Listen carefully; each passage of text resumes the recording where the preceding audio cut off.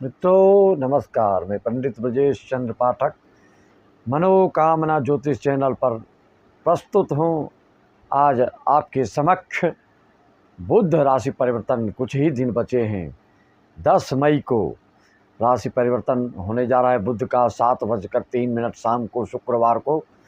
तो सिंह राशि वालों के लिए एक से एक ऐतिहासिक घटना घटने जा रही है और इसका फ़ायदा अगर आपने नहीं उठा पाया, इस मौके का लाभ नहीं ले पाया, तो फिर ज़िंदगी भर आप हाथ मलते रह जाएंगे। क्योंकि आप सिर्फ मेरे ही चैनल के द्वारा नहीं, आप कई चैनल में आप इसको चुन चुके हैं कि 12 साल के बाद इस तरह के गुरु सूर्य की युति, 30 साल के बाद शनि सशयुग बनाकर सप्तम भाव में सिंह राशि वालों के लिए विराजमान हैं, जो 29 मार्च 2025 तक इसी में रहेंगे। चल अचल संपत्ति से ये आपको ज़रूर कोई न कोई ऐसा कार्य कराएंगे कि जिसका बहुत ही अच्छा शुभ फल आपको मिलेगा।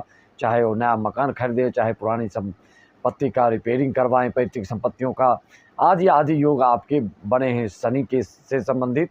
और अभी जो मैं आपको आगाह कर रहा हूँ, जो एहसास कराने जा रहा हूँ, जो विश्वास दिलाने जा रहा हूँ, वह है 10 मई को बुध का गोचर परिवर्तन, जो नीच अवस्था में अभी तक चल रहे थे अष्टम भाव में राहु मंगल के साथ, अब वहाँ से निकलकर मेष राशि में वो सूर्य और गुरु के साथ कदम से कदम मिलाकर और आपके लक्ष्य, आपकी एम, आपकी जो आकांक्षा, आपकी जो इच्छा थी, जो आपकी मनोकामना थी, जो आपकी अभिलाषा थी, उसको पूर्ण करने में ये भी दत्त चित्त होकर साथ देंगे। मित्रों, इसके लिए मैं आपको यही कहूँगा अपनी भाषा में कि अब आकर रहेगी जीवन में हरियाली, जिसको कि प्रकट करोगे ताली बजाकर खुशहाली। मित्रों, जीवन में चाहे वह कोई भी हो, चाहे कोई डॉक्टर हो, इंजीनियर हो, या राजनीतिक क्षेत्र में कोई पार्षद हो, महापौर हो, विधायक हो, एमपी हो, एमएलए हो, जो भी हो, सीएम हो, पीएम हो, जीएम हो, डीएम हो, कोई भी हो, जो इस धरती पर आया है आज नहीं तो कल जाएगा। इसको हमेशा ध्यान में रखिए। कभी भी तिक्रम करके कोई भी किसी भी राशि लग्न वाले कमाते हैं तो आज नहीं तो कल उसका परिणाम बहुत ही भयावह होता है। तो इसलिए शनि महाराज तभी फल देते हैं जबकि आप 1 नंबर की कमाई करते हो, शुभ न्यायाधीश हैं, कर्म का वो फल देते हैं। कभी कभी आप लोग कमेंट में लिखते हैं मेरा शनि शुभ है, शुभ फल क्यों नहीं देते। शनि शुभ है कुंडली में तो आप शुभ कर्म कीजिए, आचरण में सुधार लाइए, आपको निश्चित फल मिलेगा। क्योंकि वो ग्रहों के न्यायाधीश हैं, कर्म के फल प्रदाता हैं, वो जो जैसा करता है उसका फल अवश्य देते हैं। सूर्य अगर आपकी कुंडली में बलहीन हैं, अंशहीन हैं, गलत भाव में बैठे हैं, षष्ठम अष्टम द्वादश में बैठे हैं, तो भी जो मैंने आपको उपाय बताते आ रहा हूँ कई वीडियो में, कभी सूर्य सिंह राशि वालों के जानते हैं उनका स्वामी सूर्य होता है, और सूर्य अभी आपके उच्च अवस्था में भाग्य भाव में आके भाग्य के दरवाजे को बार बार खटखटा रहे हैं। यह मौका या अपॉर्चुनिटी आपको फिर मिलने वाली नहीं है। 14 मई तक निश्चित तौर पे अगर जो मैंने बताया उसका अगर आपने पालन किया तो आपको बिल्कुल कोई न कोई ऐसी खुशखबरी, कोई ऐसा मार्गदर्शन किसी के द्वारा, कोई ऐसा उच्चाधिकारी, कोई ऐसे किसी न किसी व्यक्ति से ऐसा सहयोग बैठेगा कि सारी समस्याओं का हल हो जाएगा। मित्रों, तो इसके लिए आपको ये ध्यान देना है, शास्त्रों में कहा गया है, ग्रंथों में बताया गया है कि किसी का भी एक जैसा समय नहीं रहता है, सब दिन हो तन एक समान, समय बड़ा बलवान। जब जैसा समय आएगा वैसा परिवर्तन होना ही पड़ता है। प्रधानमंत्री को भी अपना पद छोड़ना पड़ता है, मुख्यमंत्री को भी अपना पद छोड़ना पड़ता है। तो हम लोग जो साधारण जीव जंतु जैसे जो हैं उनकी नज़र में तो वो कहाँ सदा बराबर रहेगा। मित्रों, उसके लिए आपको उत्थान पतन जानते हैं, सुख दुख, धूप छाँव, रोना हंसना, सरसता निजता, हर्ष विखाद जीवन में सब के साथ लगा हुआ है। जो जिस स्थिति में उसी स्थिति में उसको दुख भोगना पड़ता है और कभी खुश कभी गम होता है। मित्रों, तो 10 मई को किस किस लग्न वाले, आप लोग कमेंट करते हैं कि किस लग्न वाले को ज़्यादा फायदा होगा। गोचर फल तो आप जानते हैं, मैंने बार बार आपको हर वीडियो में बताया कि सिर्फ आपको अच्छा बोल के हम अपना वॉच टाइम बढ़ाने के लिए वीडियो नहीं बनाते हैं। हम वस्तु स्थिति से आपको अवगत कराना चाहते हैं, हम यथार्थ से आपको बोध कराना चाहते हैं, जिससे कि आप दिग्भ्रमित ना हो। भ्रम में पड़ेंगे तो भ्रम में पड़ने से आप जानते हैं दिमाग फिर काम नहीं करता है, कोई कुछ बोल देगा, कोई कुछ बोल देगा। लेकिन जब यथार्थ से वस्तु स्थिति से जब आप अवगत होंगे, जब विज्ञ होंगे, जब समझेंगे इस चीज़ को, तो आप ज़रूर इधर उधर बहकावे में नहीं आएंगे। जो मैं बता रहा हूँ आधारभूत उससे संबंधित जो कि आपके भाग्य के दरवाजे को खोलने वाले हैं, उसको आपको अवश्य करना ही पड़ेगा। सिंह राशि वालों, बता दिया हूँ कि 14 मई तक अगर आप सूर्योदय के पहले नहीं उठते हैं तो उठना प्रारंभ कर दें। ओम गृणी सूर्याय नमः बोल कर लाल चंदन पुष्प डाल के सूर्य देवता को अर्घ्य देना अभी भी प्रारंभ कर दें, तो एक ही सप्ताह 5 दिन में, हो सकता है 2 ही 3 दिन में आपको खुशखबरी मिल जाए। और गायत्री मंत्र का मानसिक जाप कर सकते हैं या करवा सकते हैं पंडितों के द्वारा। ऑनलाइन ज़्यादा दिक्कत है तो आप संपर्क कीजिए।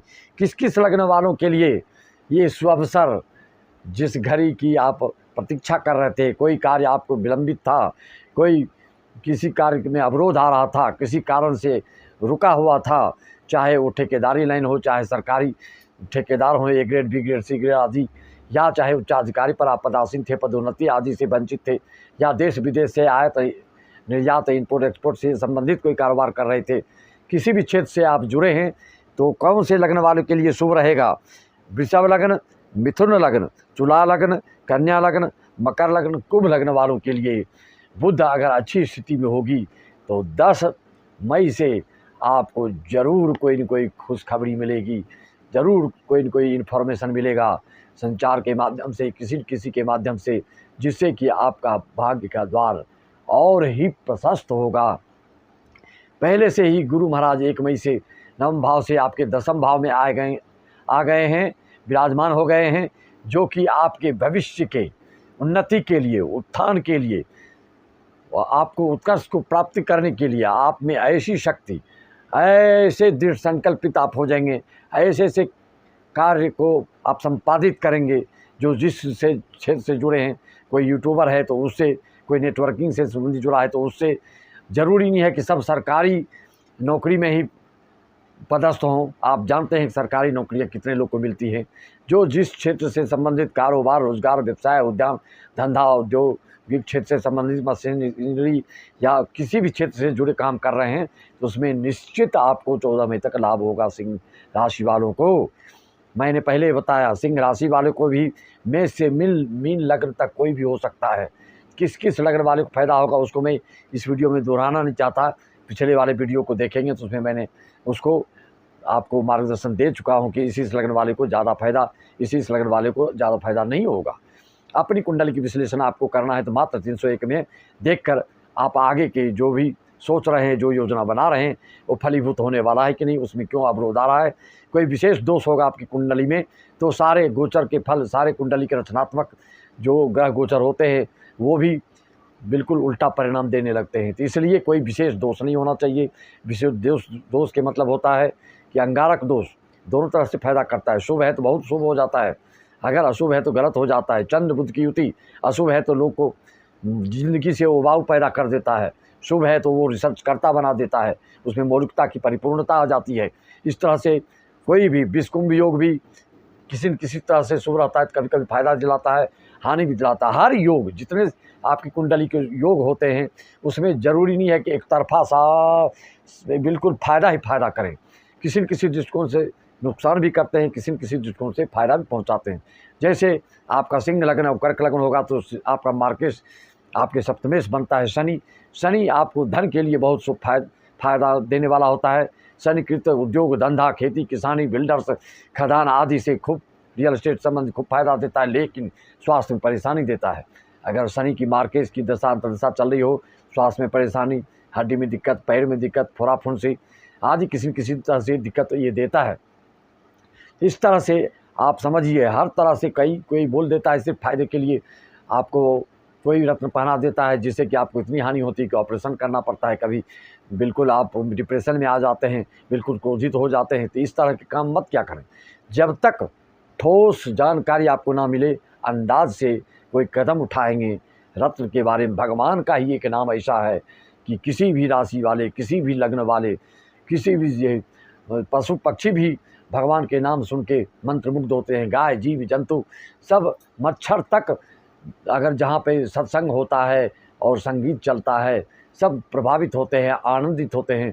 तो भगवान का नाम लेना बिल्कुल सिंह राशि वाले ना छोड़ें। और हनुमान चालीसा जो मैं अभी उपाय बताया हूँ वो रेमेडी करें। और बुद्ध के गोचर को और प्रबल करने के लिए और प्रबलता लाने के लिए, अंशहीन है मान लीजिए, गलत भाव में बैठे हैं, तो उसको भी आप शुभ रूप में कैसे परिणत कर सकते हैं उसका भी उपाय बता देता हूँ। जो होता है चिड़चिटा, आप नवग्रह लकड़ी में एक चिड़चिटा लकड़ी होती है और जिसको क्या पामार भी बोलते हैं, उस लकड़ी से आश्लेषा ज्येष्ठा रेवती या शुक्र पक्ष के बुधवार को आप उससे यथाशक्ति जितना हो 1008 बार या 1100 हवन करवाइए शुद्ध देसी घी में। आपकी मनोकामना पूर्ण हो जाएगी, आपका बुद्ध बलिष्ठ हो जाएगा, आपके मन का चिड़चिड़ापन दूर हो जाएगा, आप दिग्भ्रमित हैं तो वो खत्म हो जाएगा, आपको किसी चीज़ मन नहीं लगता है तो एकाग्रता फिर आने लगेगी, मन स्थिर हो जाएगा, आपका बुद्धि भी काम करने लगेगी। अभी तक जो कभी कभी आप ऐसा देखते हैं कि बुद्धि ऐसी काम करती है कि बड़े बड़े कार्य सिद्ध हो जाते हैं। आपको बड़े बड़े ऑफिसर, बड़े बड़े कार्यों को डील करने के लिए बुद्धि के अभाव नहीं हो पाता है। तो अभी जो 10 मई को जो बुद्धि राशि परिवर्तन गोचर में हो रहा है, उससे आपके बुद्धि का जो ताला अगर लॉक है तो वह बुद्धि का मार्ग भी प्रशस्त हो जाएगा और बुद्धि से आप बड़े बड़े से कार्य सिद्ध कर लेंगे। इसका अवश्य उपाय करेंगे। ऑनलाइन शांति करवा सकते हैं तो उसके लिए भी संपर्क साध सकते हैं। ऑनलाइन आप सारी चीज़ों का संपन्न करा सकते हैं। सांगीतिक कार्यक्रम के लिए भी आप संपन्न कर सकते हैं। भागवत, रामायण, सुंदरकांड आदि के लिए भी किसी भी राज्य में रहते हैं तो हम वहाँ पहुँचकर संपन्न कराते हैं।